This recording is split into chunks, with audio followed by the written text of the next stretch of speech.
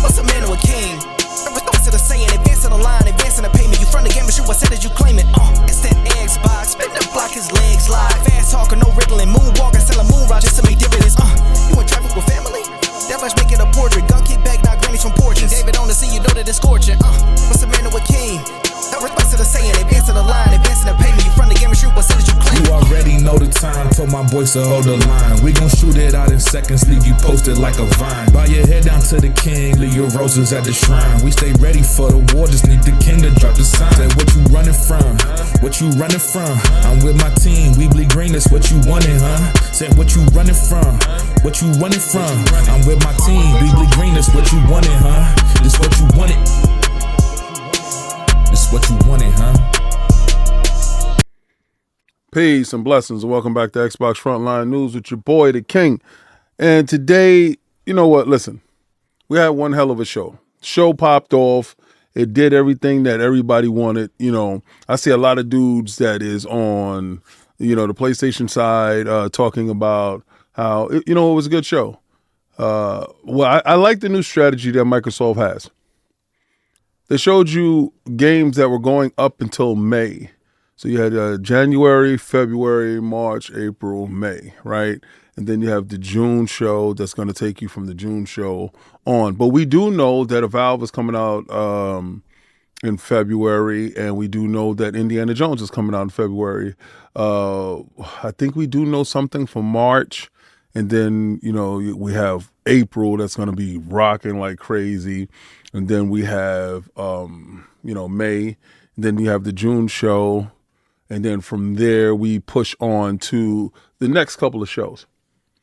And they're going to be probably dropping these things in quarters, right? So you start off the year giving you the pace. The stuff that we saw there was incredible.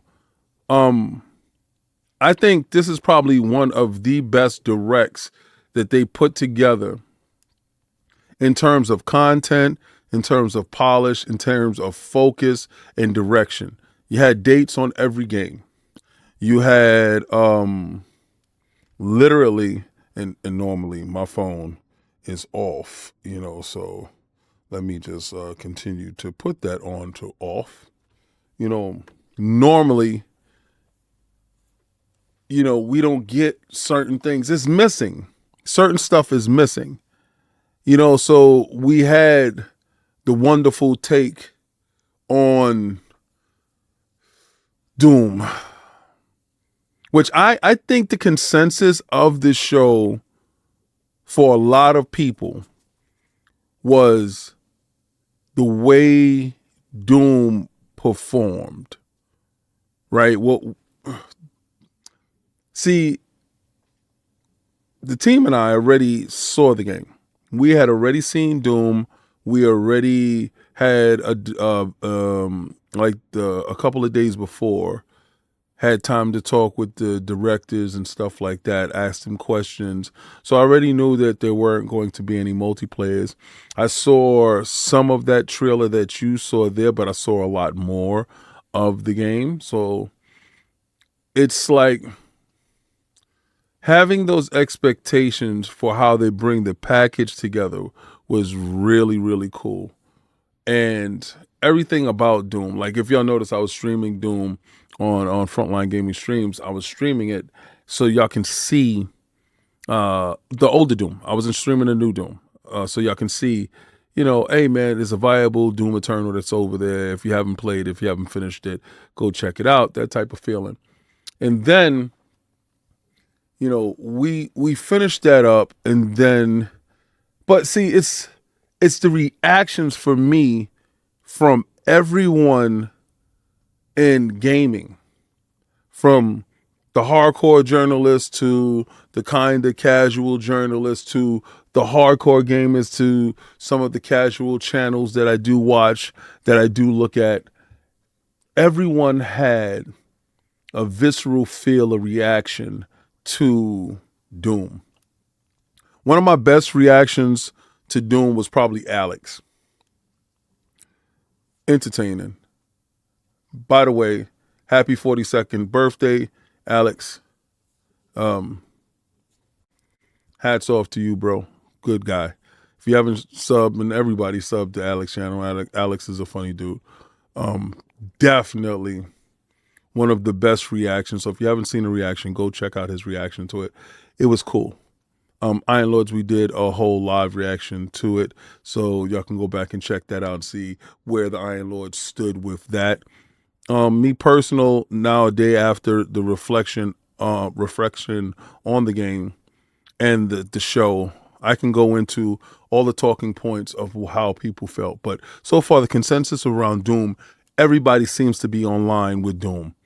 PlayStation dudes, I'm running around buying it. Xbox dudes can't wait to get inside Game Pass. Some Xbox dudes that don't have Game Pass or whatever, y'all can't wait to purchase that game. And that is a great point to be on. A wonderful thing. Now, Expedition 33. That one for me kind of stole the show for me. And I know a lot of people's going to say for them it was Doom. For me, the one that stole the show was Exhibition 33. Because I felt that Exhibition 33, we didn't know what it was in terms of how it was going to pan out story-wise. And we just got a gradual sense of story, but there's a connection factor in which the world is told to you through French folklore. And I know absolutely nothing about French folklore. So I'm going into this wide eye, trying to learn as much as I possibly can and listening to the accents. I don't know if it's authentic accents, so don't hold me on that. But this game intrigues me because it gives me different feelings. It gives me early 360 feelings of the wonderful Miss Walker games, So again, I looked at this like it gave me a nostalgia feel, but also a feel of something fresh, something new, something innovative, something not held to a system or ideology based in tradition. It was you felt it. It looked familiar, but it did so many different other new things that made you say, okay.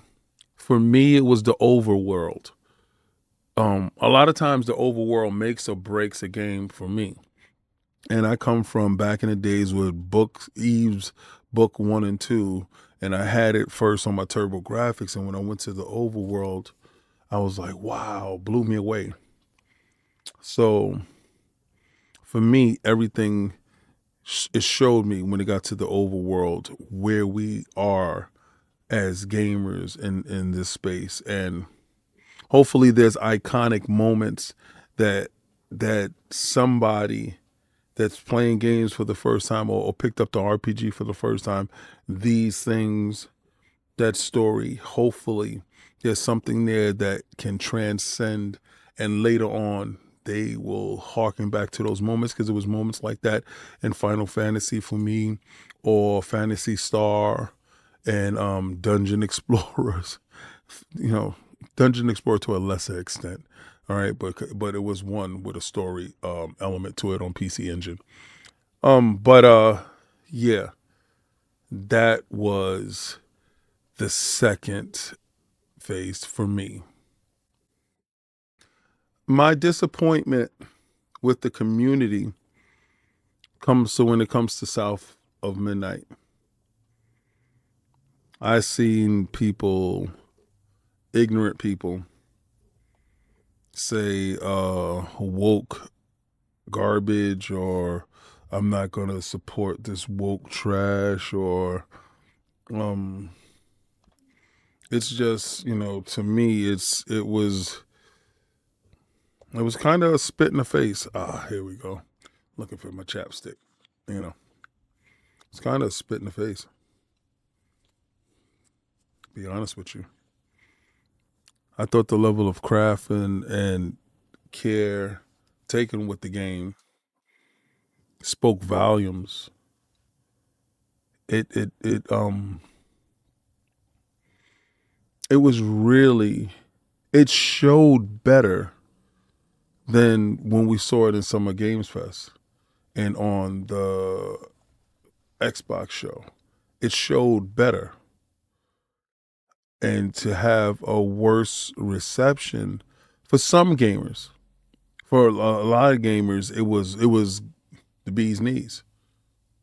It was an incredible ride, if you will, when the trailer got up there. It was something to behold. So I hope that we're not doing this as gamers with the racism or feeling that they're pushing a feminist agenda in a space unless we know the story doesn't fit. And I didn't get any LGBTQ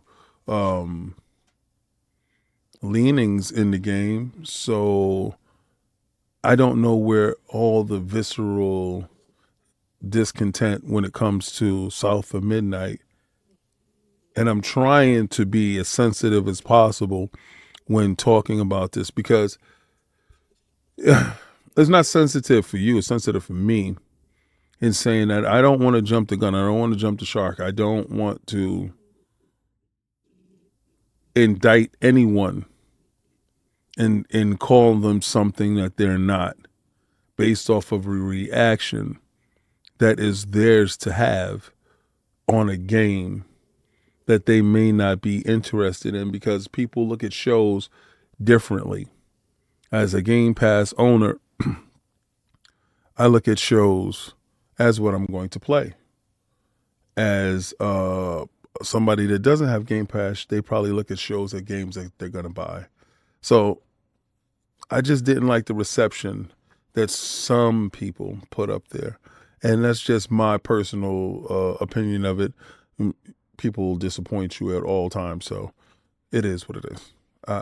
Just my opinion of it, you know. Last but not least, Ninja Gaiden. Now, when Microsoft or Xbox Game Studios pops up in the beginning, and then the Team Ninja logo comes in, and then Platinum Games is co-developing this, one thing I took from it was, one, any Xbox Game Studio game is a first-party game, and those, if it's published by Xbox, Microsoft, those games will definitely be day and date in Game Pass. Now, that's the difference from a PlayStation published game. They're not date and date anywhere, except for on the console. And the dire straits that they're in, that's total ignorance. Xbox chooses to be preemptive instead of reactionary. PlayStation chooses to be reactionary instead of preemptive. And maybe their cash doesn't dictate them being able to be preemptive in a situation where they may not have the ability to take that leap forward and go into different directions. Whereas Xbox and Microsoft is able to do, day and date and put games here and become an established, serious contender when it comes to this. Now, in saying this part here, when it comes to Ninja Gaiden, this gives incentive to other third parties to have their games published by Microsoft, and those games end up in Game Pass by default because they're first-party titles, but also given the cachet and the freedom to develop games that's on the caliber of a AAA title. I think that within itself changes the parameters in which we view third-party and publishing deals. With that being said, Ninja Gaiden 4 was a true standout at the show. Now, there was rumblings in the background with leaks and stuff like that, of course. Yes, that was true. But at the end of the day, we can either choose to listen to them or not. And I had chose not to listen to it and wanted to be surprised. So yes, I knew of a Ninja Gaiden game. Did I want to listen to them? No. And this is the year of Ninja Gaiden. When you have Ninja Gaiden Black, Ninja Gaiden 2 Black dropping in Game Pass, looking phenomenal. And then you have the fact that, oh my God, you're going to have Ninja Gaiden 4. And then you got the 2D Ninja Gaiden that is also showing up this year. So, in one fell sweep, you have all your ninja fun laid out in front of you. And I think Microsoft went about it smartly. And when we see Platinum Games back, that lets you know they're putting one Japanese studio to oversee or collab with another Japanese studio in order to get the job done. The last time Microsoft worked with Platinum, I don't think it's the last time, but the last very notable time was Scalebound. And I believe that Microsoft and Xbox wants to make sure that this doesn't end up in the same fate. So that's why Team Ninja is probably attached to the project. And that's my opinion of it. I could be absolutely wrong. Now, this is the part in the video where I'm going to tell you like, follow, and subscribe, and hit that notification button. And also, if you like streaming, go to Frontline Gaming Streams, where I'm probably streaming right now at this moment because these videos are recorded and they're put up later. But there was a bit of news that came across my desk, and I tweeted it out. Now, a lot of times if I get news, I just tweet out. And I'm not going to sit there and read the article for you on Twitter. I'm going to force you to go read the article. Now, it was about Sony stopping the manufacturers of Blu-ray discs that was readable and writable. Now, that is just a prelude to getting to Blu-ray discs that have already media built into it. That's movies, TV shows, music, and so on, and stuff like that, right? But right now, as it stands, the Blu-ray readable writables is now defunct. Now, a lot of people, you see people going back and forth on Twitter. Oh, that's not a thing no more. Nobody does that. Okay. What happens is the less and less a device is used, they're not going to be produced. I believe that Sony stopped making Blu-ray players. I believe, I don't know, correct me if I'm wrong. And you have them launching the PlayStation 5 Pro completely digital, and you can buy a disc drive. The testing for completely digital consoles and digital products has long passed. They have the metrics. They're just weaning us off of these devices. My question is, what happens to the individuals like myself who has a ton of Xbox Series X, S, and X games? Well, not S. Excuse me. X games or a couple of PlayStation 5 games. They're not sponsoring me, so you won't see me what I'm drinking.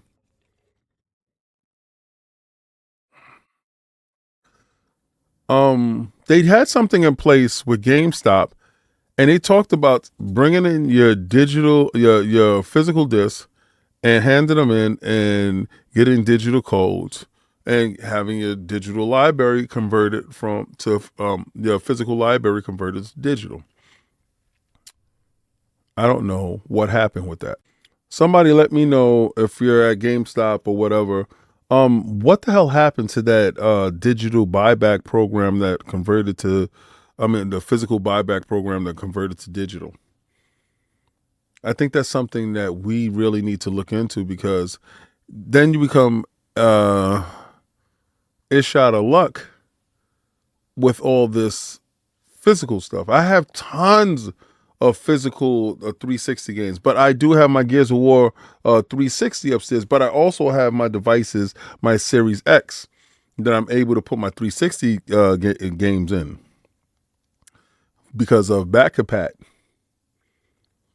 I don't know. My PC doesn't have a physical drive.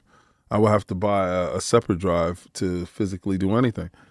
PC is way far ahead of us when it comes to this conversation. They don't have to be subjugated to what we are. So again, it's just something to talk about, something to think about. So Blu-ray disc, readable, writable, is the problem at the moment. And that wasn't console warning. That was just me letting the public know what's going on, because the publication that put it out isn't a publication that is well lit, to say, as far as getting the traction that is necessary to push a story like that to the forefront, you know?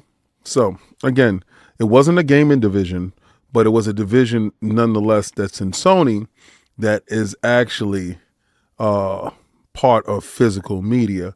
And being that some of us really hold physical media in high regard, I want to know your thoughts. Well, this is the part of the video I'm telling you, like, follow, and subscribe. Hit the notification buttons. I do videos daily, just like this one. If you liked anything that you saw here, hey, become a member. Members the lifeblood of the show. Listen, I do Frontline Gaming streams. I'm the MVP.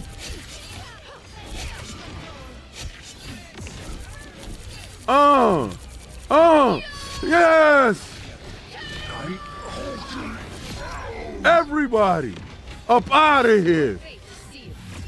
That's how you do it. And if anybody told you it was anything different, peace.